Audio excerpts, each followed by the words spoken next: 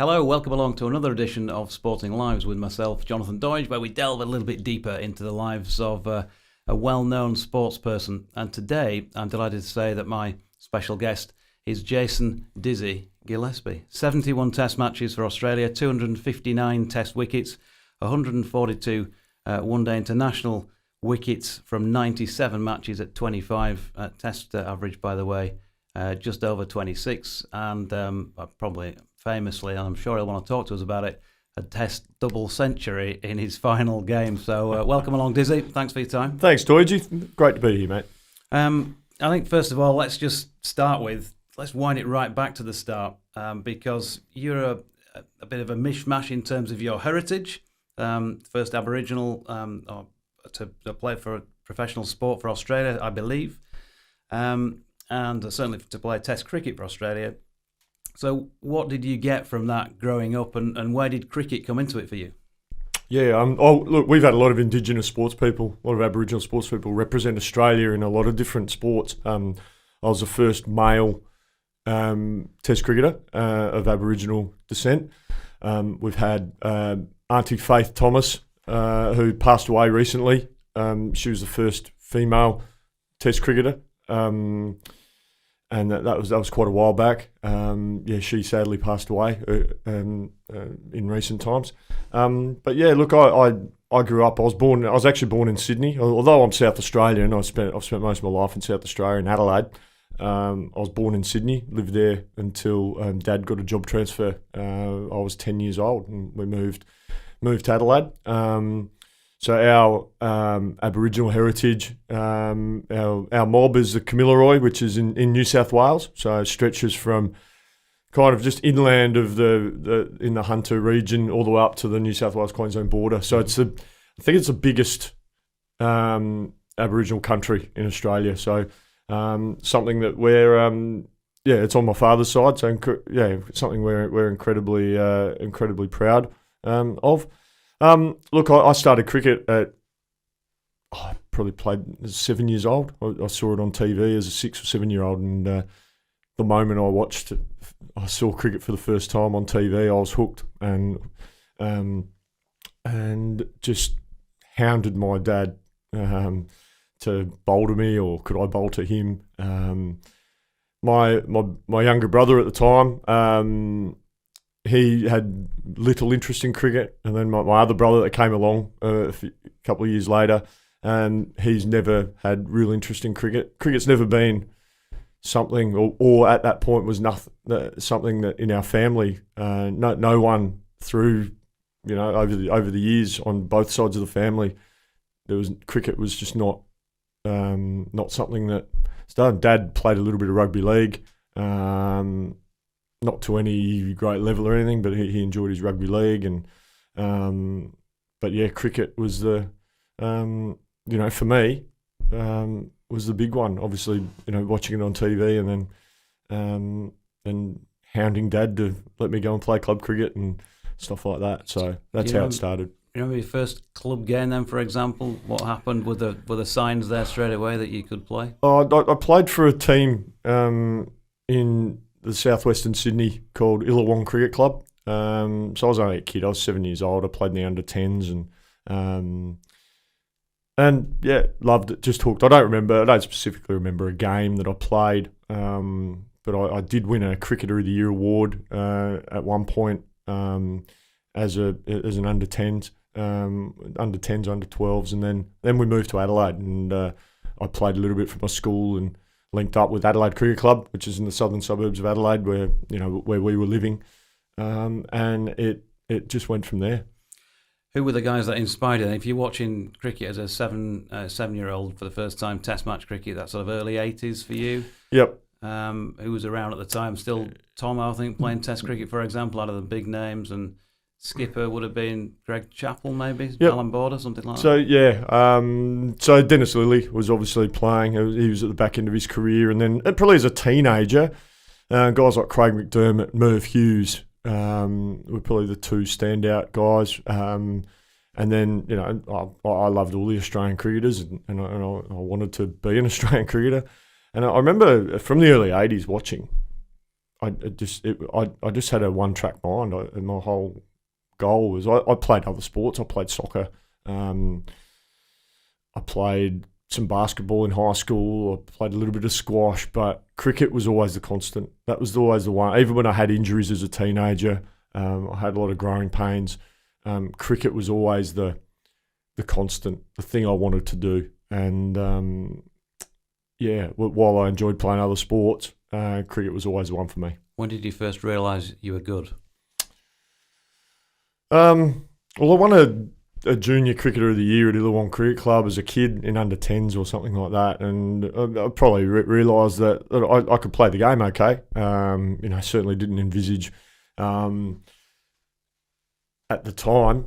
You have dreams and goals and hopes and dreams you want to play, but I don't know if as an 8-year-old or whatever, a 9-year-old, you genuinely believe that you can do it. I think it's as you develop, as you get a little bit older. But I probably really kicked into gear. I had a few injury pains, growing pains. Had some injuries, and I remember the moment where I really had to change my whole attitude and mindset, because I'd been injured. I was playing D grade as a 16, 17-year-old, and I sort of floated between the D grade and the C grade, the fourths and the thirds, and I was bowling. Had a long run, but I'd just amble in, and because I'd had some injuries, I had, as I said, growing pains, and I remember we were all, as all clubs do, you have all the grades. People turn up when they finish work or uni or whatever, and I was still at school and having a warm up next to the sight screens, and there were just conversations about, how's work, all this, what's your goals, what are you doing with your cricket and all this sort of stuff, and I just said that, I want to play state cricket by the time I was 19, and I want to play for Australia and get a baggy green when I'm 21. And why I say this was a pretty important moment for me is that, to a man, everyone just burst out laughing. And that was a massive light bulb moment for me, because I genuinely believed that I was going to go and play cricket for Australia, South Australia and Australia. But it was obvious that no one else could see that. They just saw this tall, skinny, lanky kid, 16, 17-year-old, playing D-grade cricket. They just didn't see it. And so obviously I had to change perception. I wasn't doing anything that suggested that I was going to go on and play cricket at a higher level. So I had to do something different. So I remember measuring out this big long run up. I ran in and actually bowled the ball as hard as I could. I bowled quite fast. I think I surprised a few people, and so much so I surprised the A-grade captain. And I think, a little while later, at the end of the season, I got picked in the A-grade from playing D and C grade that year. I think the A-grade couldn't make finals, so I got a game, and I think a few question marks, and I opened the bowling, and I had 1 for none after my first over. I got a wicket, and I suppose, things went from there. I remember starting, I had to change my whole mindset, change my whole attitude, change the perception of me. So I started to train. I was running. I was doing all sorts. I was just trying to get myself fit. I was practicing. I was just bowling fast. I just had a complete attitude adjustment, and it was the best thing. That kind of that group of guys laughing at me and really spurred me on. So you clearly really wanted it. What do you remember about your early days at South Australia then? Who was around that we know? What was it like with those guys? Yeah, Jamie Siddons was captain. Darren Lehman, Paul Nobes, Shane George, Mark Harrity, Peter McIntyre, Greg Blewett, James Brayshaw. So some of those names, obviously, people here wouldn't know too much of, other than Darren Lehman, Greg Blewett, maybe. Mm-hmm. Peter McIntyre played a couple of Test matches for Australia. Tim May was around at the time as well, who played Test cricket for Australia. But I was very much the young punk, and yeah, I got a couple of games. I played my first game against Queensland, Adelaide Oval in '94-5 season. my third game was the Shield final against Queensland. They won their first title. That was at the Gabba. We won the title the following year. I played a full season and got a lot of wickets, and that season got me into the reckoning for the Australian side. So I got picked on a couple of tours, and things went from there. Mark Taylor, your first skipper for Australia. I mean, what do you remember about getting the call? Because that's a real moment for anybody, isn't it? When you first find out you are in the national side. Yeah, I mean it's nice. So I got picked for the World Cup squad. I replaced Craig McDermott, who got injured, and this was the '96 World Cup. And because I'd come through so quickly, I'd only played one. I was towards the end of my first season of first class cricket, really full season. I'd never met most of the guys. I'd never played against them. They'd never seen me. Some of them never seen me bowl. All of a sudden, I'm turning up. I've got this big ponytail, and I turn up in India. And I remember, Bob Simpson and Ian McDonald, the team manager, met me at the airport in India and took me to the hotel. And then I'm sort of get a knock on the door and open up. There's Mark Taylor and go, hi Jason. My name's Tubby, and then the rest of the squad would filter through at various points that night and introduce themselves. And Warnie, and it was quite surreal. I'm all of a sudden on nickname basis with all these legends of guys I've grown up watching. So that was a bit surreal, and quickly became my friends and close teammates and great people. So it was a bizarre entry into the international scene. And was that integration difficult or easy? I'm thinking difficult potentially from the point of view that you're talking that these guys were legends to you, so you might have felt like that imposter syndrome, or it might have been easy because there were such great players around you to ease you into that sort of setup. I was made to feel unbelievably welcome. So much so that throughout my career, I found the Australian setup, because I spent so much more time there in and around the Australian side than I did playing for South Australia. Oh, please don't get me wrong. I loved my time at South Australia and all my teammates and great friends, and I had a wow of a time. But I played more. I played more cricket for Australia than I did state cricket. So that was more. I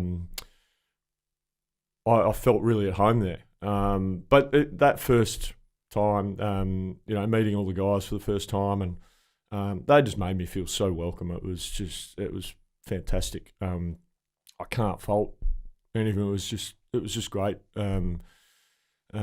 Great time, really. I was a newbie, very much so. I was a baby. I was 20 years old, 21 years old, 21 years of age. Yeah, so it was all bright lights, big city, so to speak. But you slotted in so well that you formed this brilliant, statistically the most, the wicket-taking most partnership of all time for Australia, for an opening pair with Glenn McGrath. And different bowlers, the metronome, and you jagging the ball around all over the place off the seam. Sometimes, batsmen almost having to reach for that delivery. It's going so far. So it felt like different skills which complement each other really well. How important is it to you as a bowler that you've got that partnership feel? Because we talk about batting in pairs, batting in partnerships, and all the rest of it. Is it just as important as a bowler? Yeah, most certainly. And I was very fortunate to play my whole career with Glenn McGrath, bowling at the other end for the most part. And I always felt I was always in the game, because teams would sit on Glenn, obviously being the great bowler that he was. He wouldn't go for many runs. I think they identified that, this bloke with a big goatee at the other end, big nose and big goatee at the other end, we can take him on. And I always felt that they looked to go harder at me, and that gave me opportunities to take wickets. So Glenn got me a lot of wickets. There's no doubt about that, and I like to think I got him a few as well. But that's what partnership bowling does. I tended to bowl the second over, so I was into the breeze or up the hill or whatever, and then I'd bowl a spell, and then I'd tend to follow Glenn because he'd have a longer spell. So that was quite often what used to happen. And yeah, it was just great. I mean, I bowled in partnership with Glenn. I mean with Mike Kasparovich, Brett Lee, Andy Bickle, Damien Fleming, Paul Rifle, Shane Warne, obviously, Stewie McGill, Colin Miller. So they were probably the guys that I played most of my cricket with. And yeah, you whatever situation you're in, and you look to help your mate who's bowling at the other end, and that's always been the Australian, I suppose, our philosophy of thing. You always pass the baton, so to speak. You hand over the baton for the next over. Make sure you do your job and take care of business there, and pass the torch, so to speak. You were clearly number one in terms of the selectors' minds to continue that partnership with Glenn, but injuries were a bit of an issue for you, weren't they? I mean, I think the stats are that you played in 52 out of 92 tests from having made your debut. Yep. I feel your pain as somebody who got injured a lot playing cricket in an amateur way. So when it's your job, when it's your world, if you like, how difficult is that to try and keep coming back? You just have to, really, really trust that process, I suppose. Yes, you can get down and whatnot, but your attitude is a choice, and you can mope around and say, "Woe is me! Oh, I'm unlucky," and or you can really look at why you're getting injured. And I know when I was getting a few soft tissue injuries, yes, I was growing pains and that, but I identified that I probably needed to be just a little bit more diligent in my preparation, and so I put a lot of focus on more stretching and try and be as consistent as I could in the gym, and find things that will help me get better. And I became, a mad stretcher. I'd go to the gym. I'd have a swim in the pool every day on tour, just to keep the body going, keep everything moving. So I just found routines and methods that worked for me, and that's what I did. And then just trusted it. Trusted that get the right treatment, bodies heal. That was something I had to learn, that yes, your body will heal. You get over the disappointment, focus on the rehab or getting back, and so I processed that and just followed that and was really diligent with it, and that helped me through. That helped me obviously physically, but it helped me mentally, knowing that I had a bit of a plan to path back. And just nailed that process. I just said Glenn the metronome and you jagging the ball around him. You might take issue with that. What did you feel your strengths were as a bowler? I suppose I was a tearaway as a young kid, and a few injuries in that. I had to learn and try and find ways to stay in the park. So I streamlined my run up without compromising my pace, and I really focused hard on keeping my pace up, but being more accurate, and that was really important to me. So I worked really hard at that, and I prided myself on being that accurate bowler. I probably bowled a little bit fuller than Glenn did. It was just the way my style. I think as I got a bit older and probably slowing down a bit, I dragged my length back a little bit, and that probably to the detriment of myself and importantly the team. So my length were getting a little bit shorter because I probably, in my own mind, I was worried about going for runs when I shouldn't have been.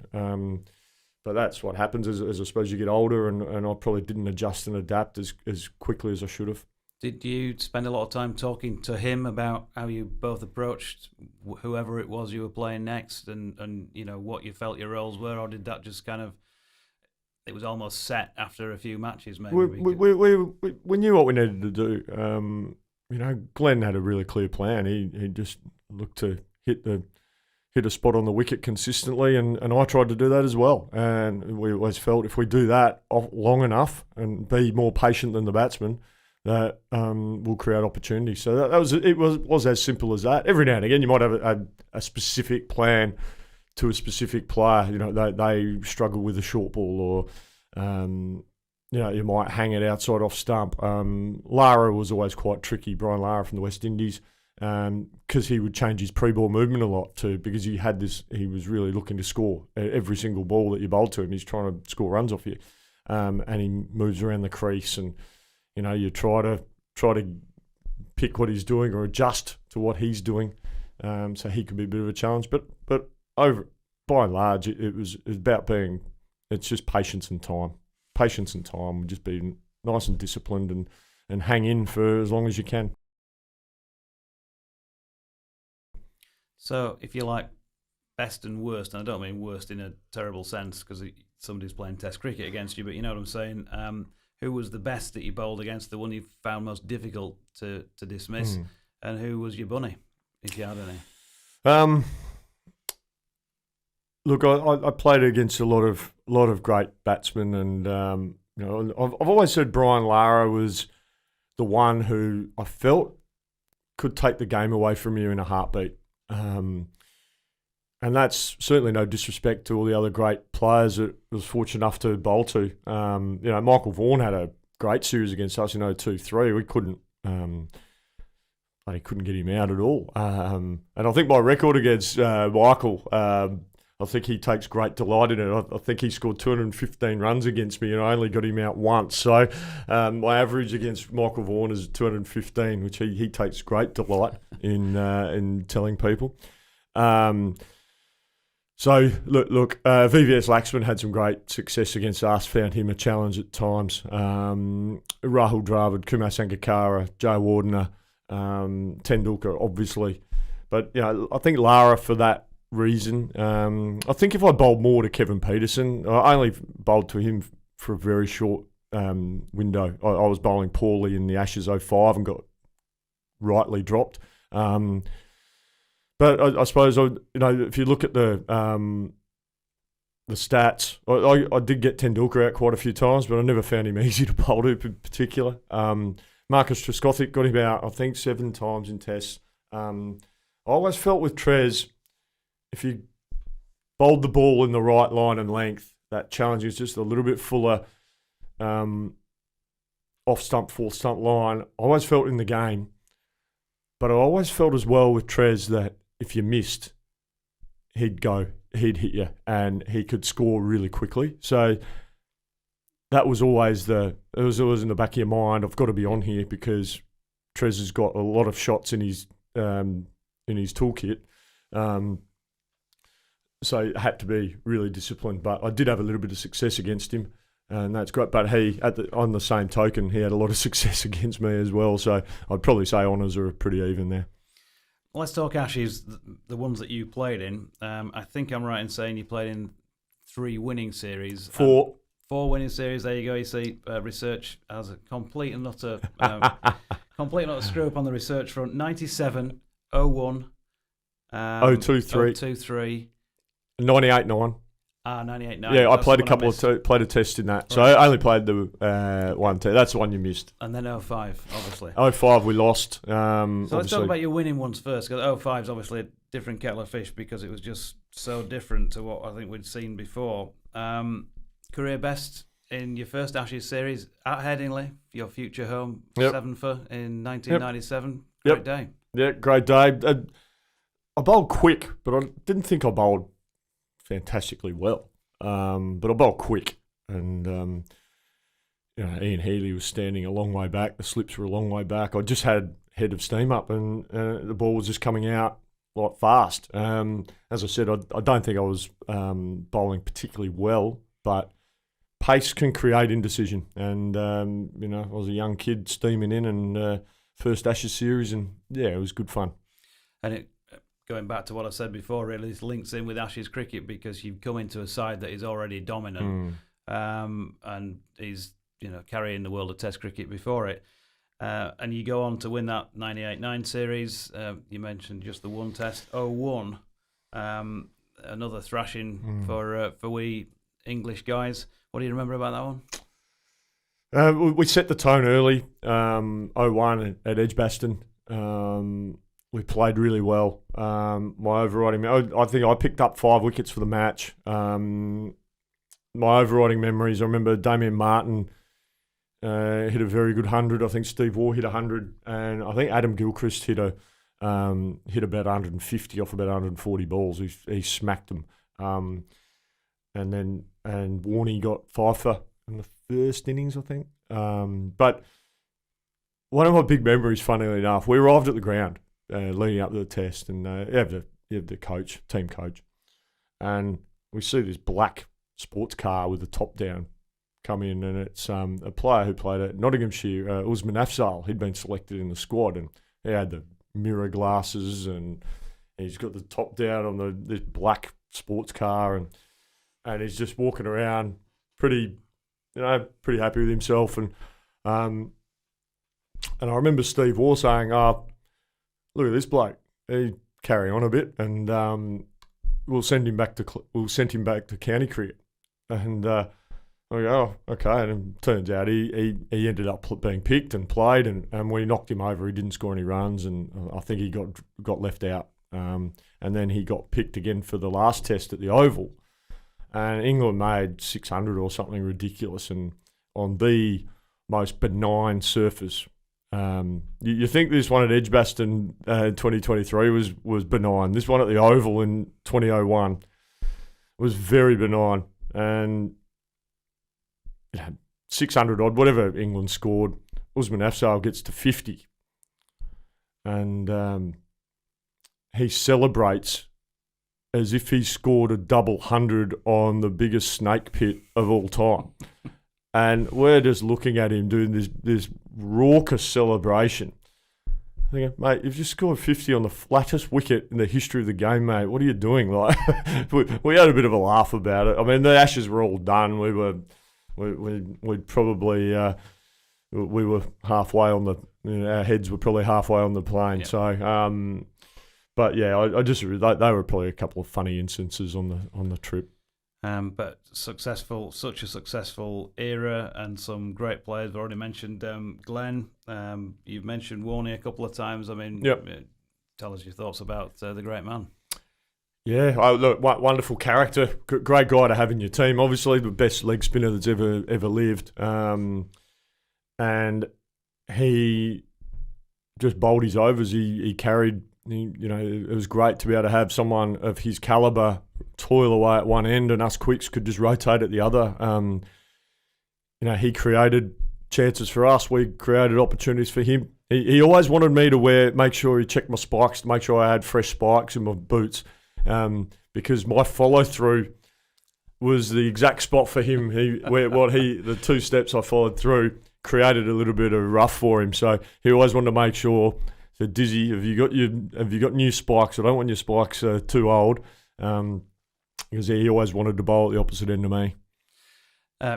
Great player. I remember taking my eldest to Headingley. I think it might have been the 97 test, which you probably played in then.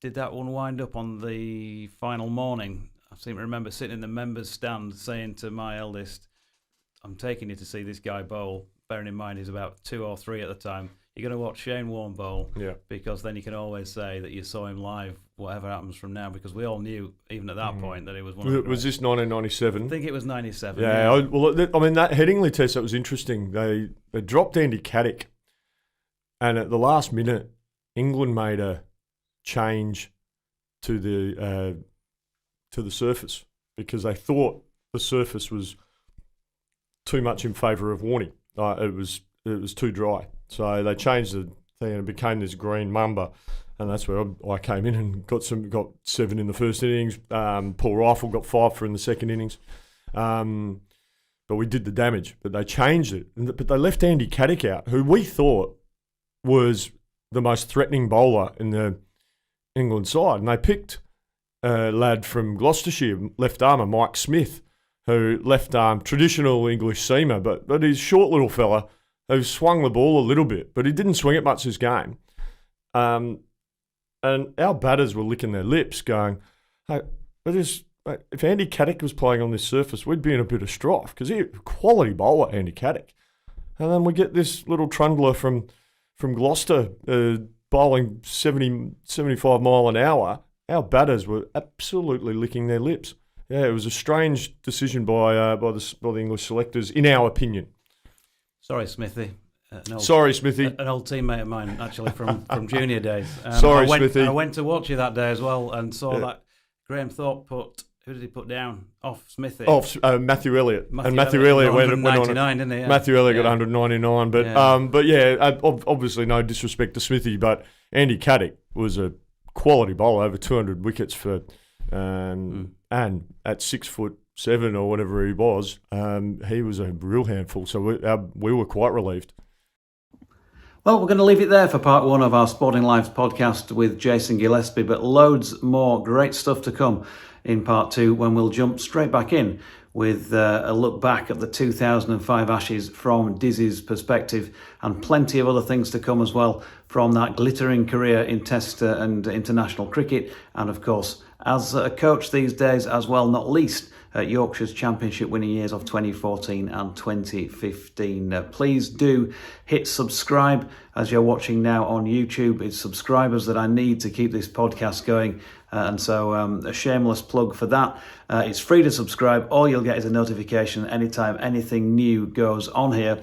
And we've got more to come as well during 2024. So please do stick with me. You can email me, jonathandoidge@hotmail.com, with any suggestions for future guests that you'd like to see or hear from. Don't forget, all these podcasts are also available in audio form on Podbean and also on iTunes. So do look them up. If you can't spare the time to watch them, then you can listen to them in the car, on the walk, whatever you're doing.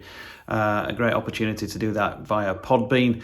And also you can follow me on at Sporting Lives 1 on X, and also at Jonathan Doidge on there. And also we have a Facebook page too, which is Sporting Lives with Jonathan Doidge. So thanks once again for watching this one. And as I say, stick around because part two out very soon. And we're going to crack on with the 2005 Ashes. Bye from me for now.